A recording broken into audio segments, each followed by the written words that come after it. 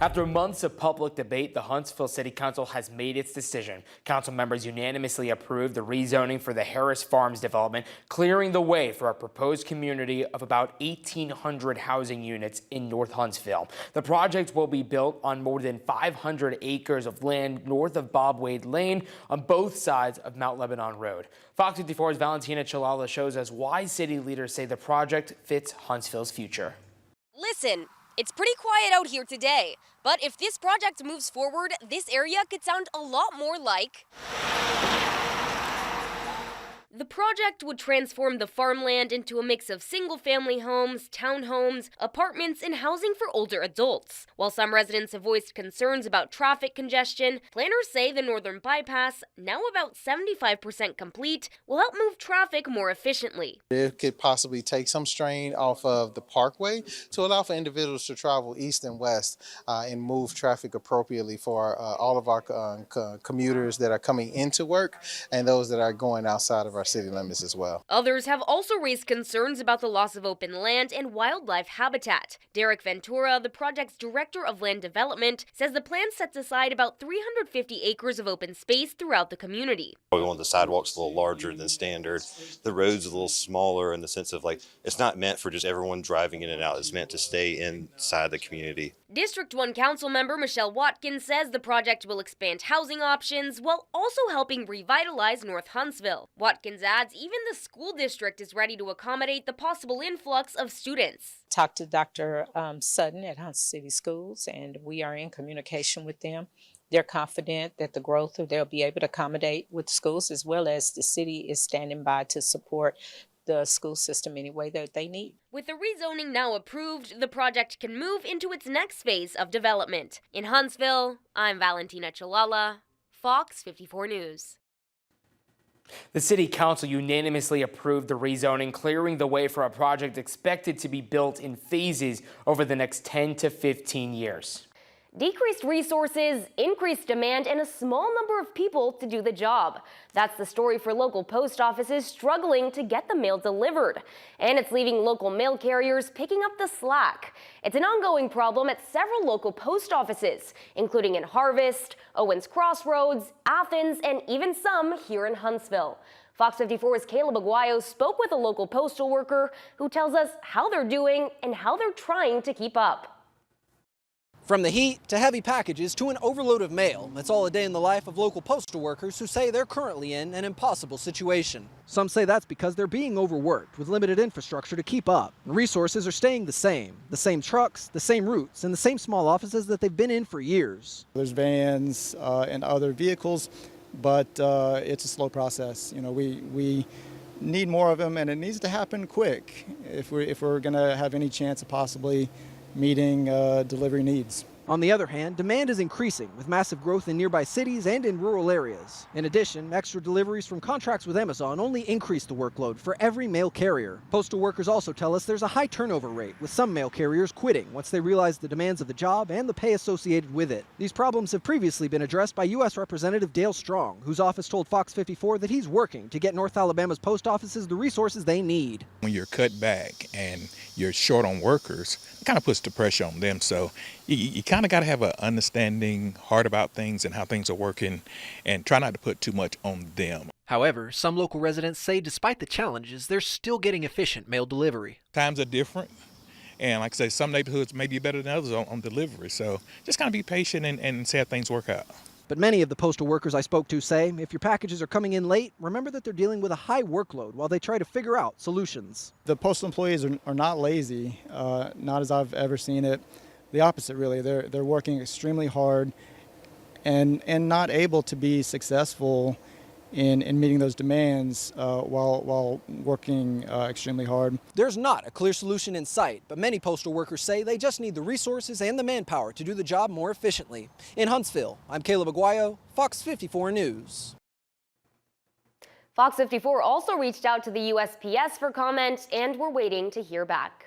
Tonight in Owens Crossroads, city officials are considering adding a property tax increase that would benefit the city's fire protection services, allowing them to purchase new gear and additional response vehicles. The proposal calls for an additional 3 mills, or 30% per $100 of assessed value. Owens Crossroads officials say the property tax increase will result in $60 to $100 per property, which the city's fire chief says are crucial.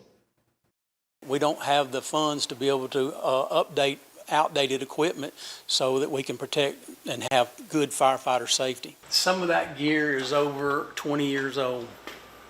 And for this, what's the lifespan of this? It's well beyond its lifespan. We're in a brand new generation of technology with SCBAs. This concern coming from Owens Crossroads Fire Chief Bruce Swanson is one of many. We have a 26-year-old fire truck that has reached its pretty much end of service life. Most fire trucks are only good for 20 to 25 years. Maintenance is up on it, and we need more reliable equipment. It's what more funding would help solve. Owens Crossroads is deciding to whether or not implement an additional property tax for residents. If approved, more than $100,000 would go toward fire protection services each year until 2033. It's about making our fire service reliable and dependable and modernized so that we have the equipment we need. The city's residents will ultimately decide if the additional property tax gets approved. Residents speaking at Monday night's public hearing on the tax increase were mainly supportive, but there were some questions. I think it's important that we support the fire department and we support all of the emergency management and emergency responders that we have here. And I think the public needs to know what this money is going to go for, why they need it, what it's for. If 3 mil is going to be $100,000, but our expenditures are almost $800,000, that ain't math. And I need to know where that other $600,000, $650,000 is coming from. I'm in full support of it. I think that the community needs it, and for us to continue to grow like we are, we have to adjust. How do we truly have sustainment if we have a limited tax that's going to be there? What is the plan for being able to continue that sustainment? The City Council will vote to create a referendum election at their next meeting on July 28th. An election would be scheduled for September 29th, with absentee voting opening September 1st.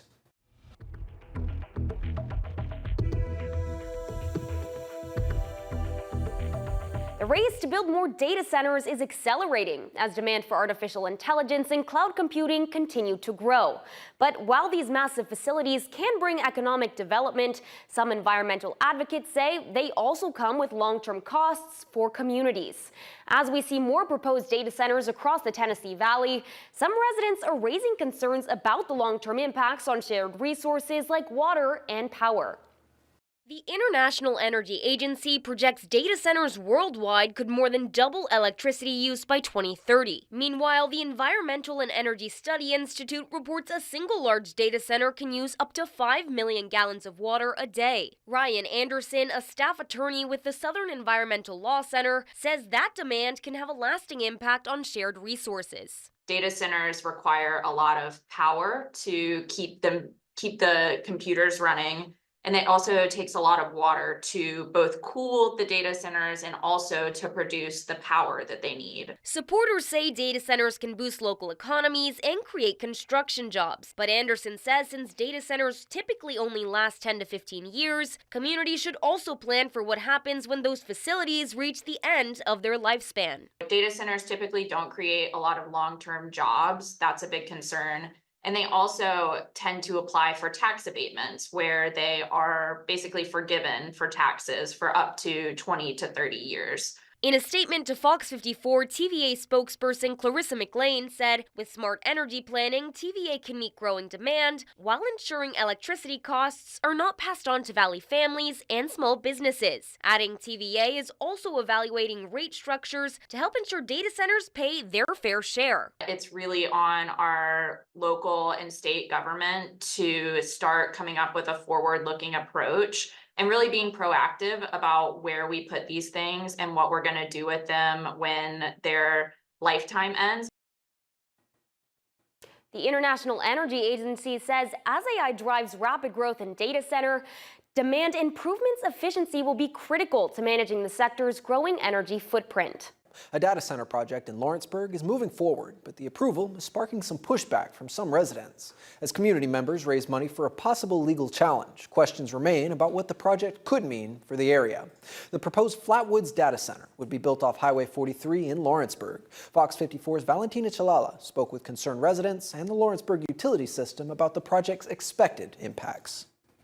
The Planning Commission has given the green light to the proposed Flatwoods data center. And while Lawrenceburg Utility System says it's not expected to impact customer power bills, some residents say they still have questions. I would love to know what the impacts are going to be for the environment. We just want responsible progress. The proposed data center would operate at 4.9 megawatts. Cameron McCandless with Lawrenceburg Utility System says the city already has a substation that can handle that demand. So no new electric infrastructure is needed and customer rates are not expected to go up. He also says after an initial system cleaning that uses about 20 to 40,000 gallons of water, daily water use will be very low.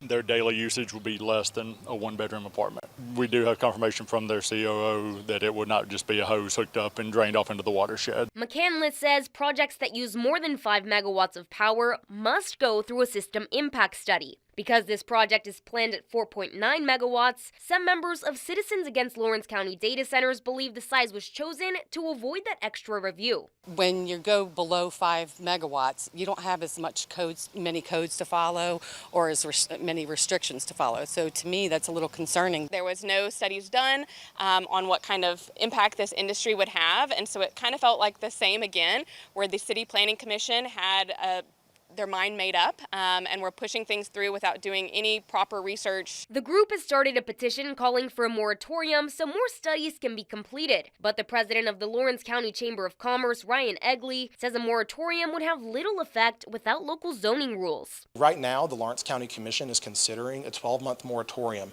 The problem with that is there is no way to enforce it because there's no planning department or any approval process. Egley says the data center could bring long-term economic benefits to the community, but residents opposed to the project say they're now raising money to hire an attorney and explore possible legal action. In Lawrenceburg, Tennessee, I'm Valentina Chalala, Fox 54 News.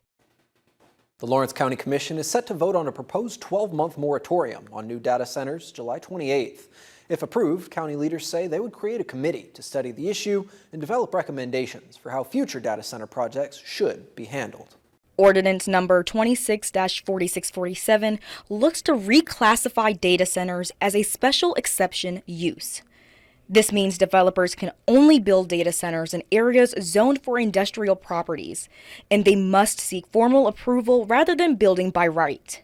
But the grand topic of discussion during Monday's council meeting was size. The initial draft capped data centers at 10,000 square feet, something Planning Director Chad Bowman says would help protect the community's quality of life before large tech companies arrive.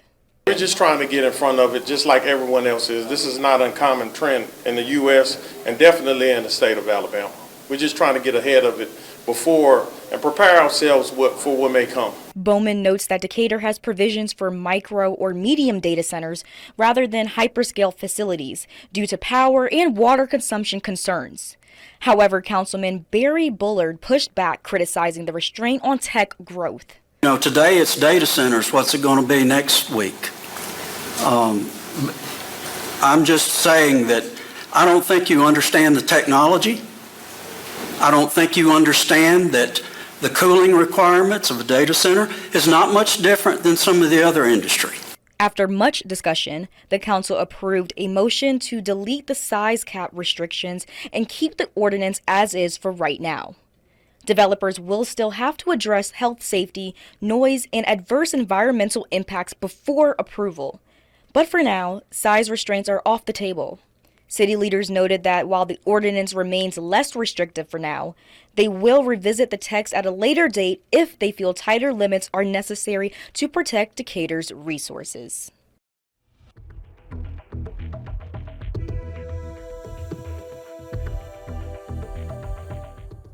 Alabama farmers are feeling the increase in fertilizer prices. Shep Morris has worked on the farm his entire life and says he's never seen prices this high. We've seen them high before, but it's just pretty high right now. Morris says he uses different types of fertilizer to grow the crops, but rising prices are digging into their margins. And with much of the fertilizer moving through the Strait of Hormuz, according to Morris, he's being forced to cut costs elsewhere. We're probably not replacing our equipment like it should be replaced. We're stretching it out and running it longer, and that area is really suffering. And that's where we're trying to cut the costs. But it'll have to be paid at some point in time. He says farming is long-term, and cutting costs, it eventually catches up. You know, we're making more repairs, trying to do most of those ourselves. You know, it's not a good situation. And the conversation, well, it goes beyond Morris. Other farmers are also feeling the price increase. All farmers are in the same boat. I mean, they're you know, you can't escape it. And it's a regular conversation. You know, the cost of production, and fertility is a lot of it.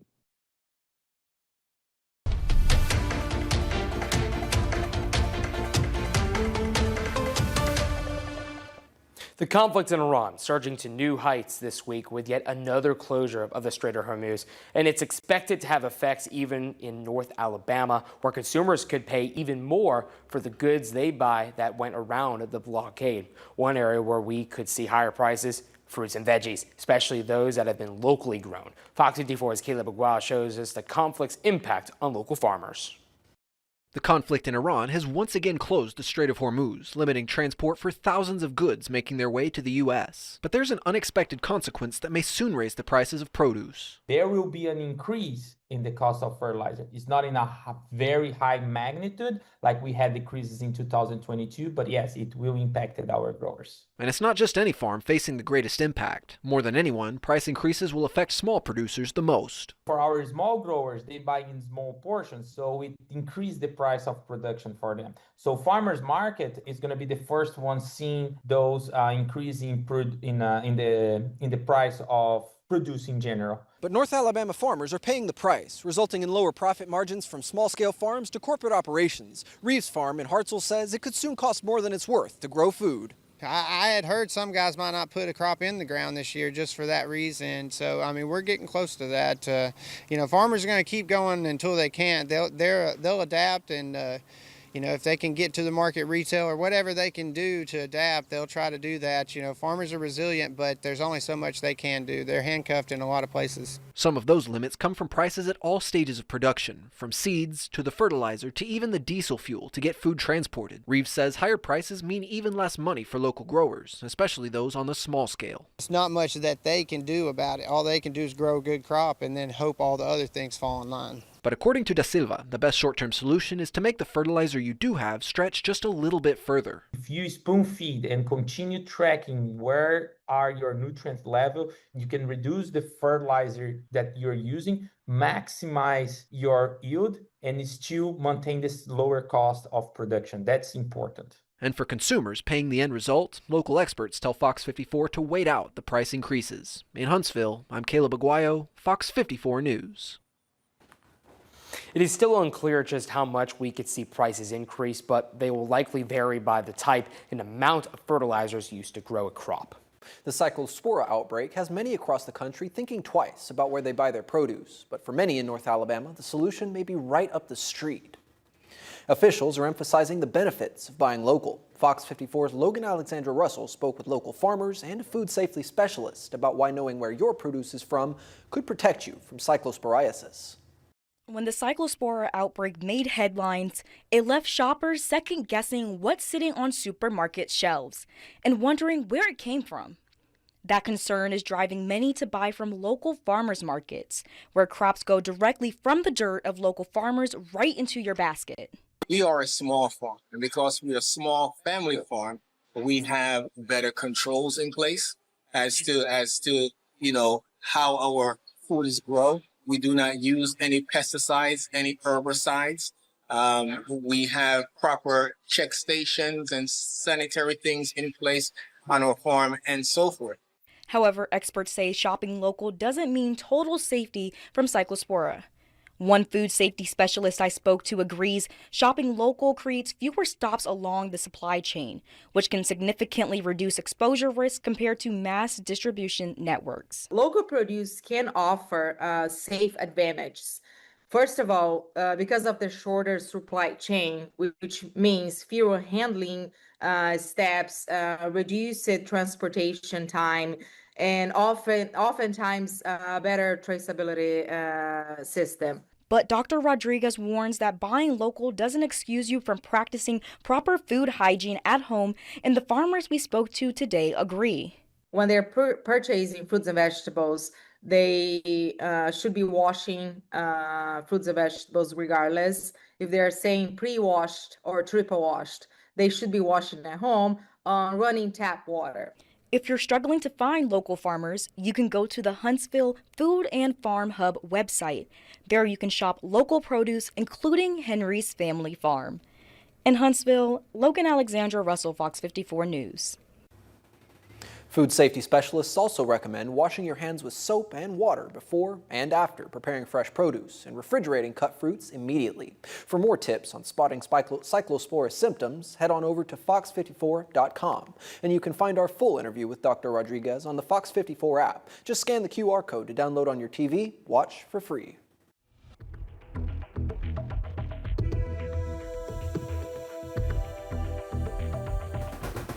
First responders in Madison are putting their skills up to the test today, not just for bragging rights, but to keep their life-saving licenses up to date.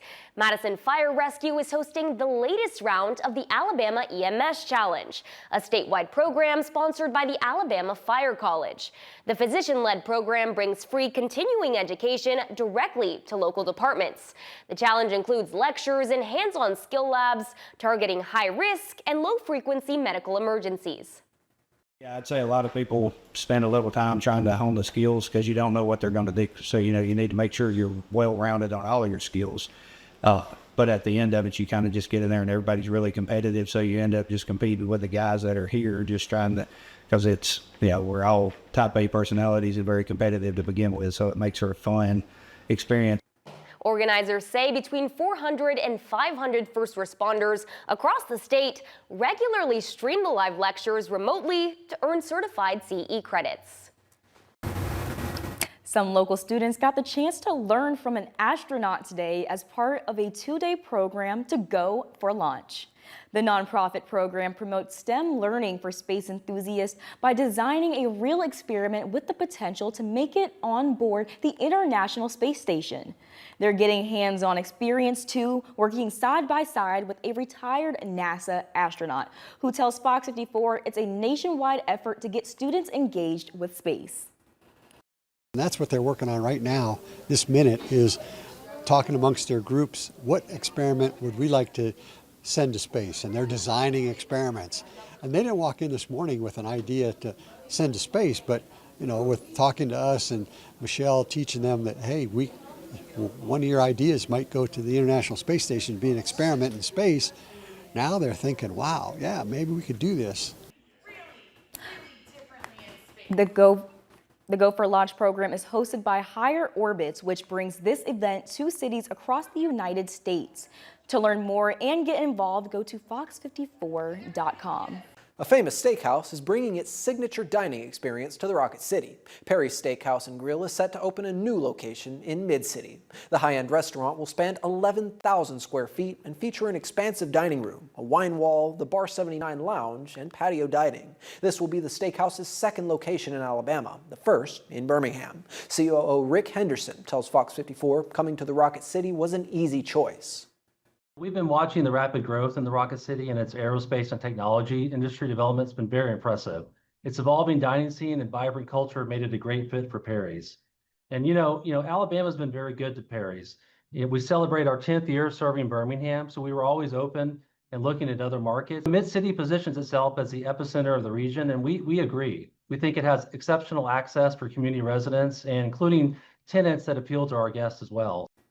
Perry's will open next summer at the old location of the camp in Mid-City, something developers tell us will help add to the district's diverse culinary lineup.